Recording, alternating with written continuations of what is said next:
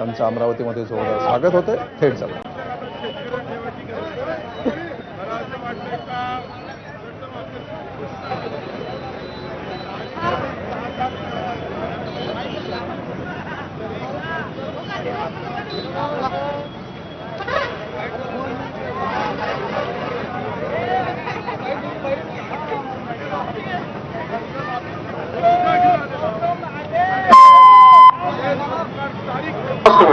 Hello hello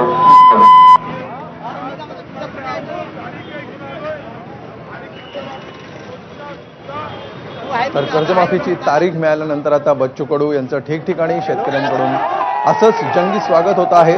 चांदुरबार अचलपूरमध्ये देखील यानंतर बच्चू कडूंचं स्वागत होणार आहे. त्यामुळे शेतकरी कर्जमाफी संदर्भात सरकारकडून तारीख वधवून घेण्यामध्ये यशस्वी झालेले बच्चू कडू आता ठिकठिकाणी अशा प्रकारे सत्कार सोहळे स्वीकारताना दिसत आहेत.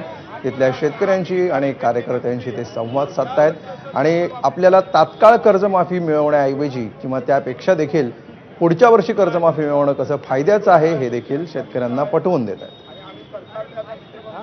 अधिक माहिती घेऊया आमचे प्रतिनिधी प्रणय निर्माण यांच्याकडून. प्रणय, कशा प्रकारे हा सत्कार सोहळा सुरू आहे, काय नेमका कार्यक्रम आहे?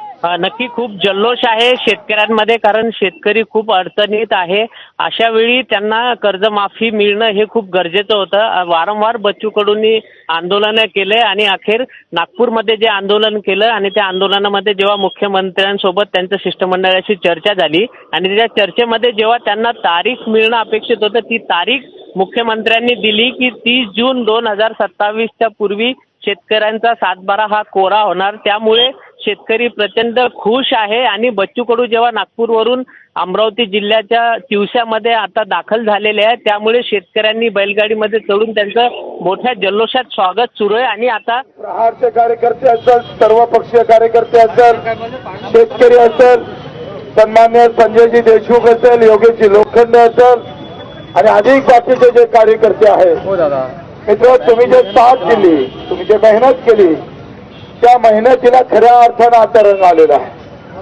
जे सरकार 29 मध्ये कर्जमाफी करणार होते, जे सरकार कर्जमाफीचं बोलत नव्हतं, ते सरकार बोलतंय केलं आणि त्या सरकारकडून आपण तारीख सुद्धा आणली आणि कर्जमाफीची घोषणा सुद्धा करायला लावली.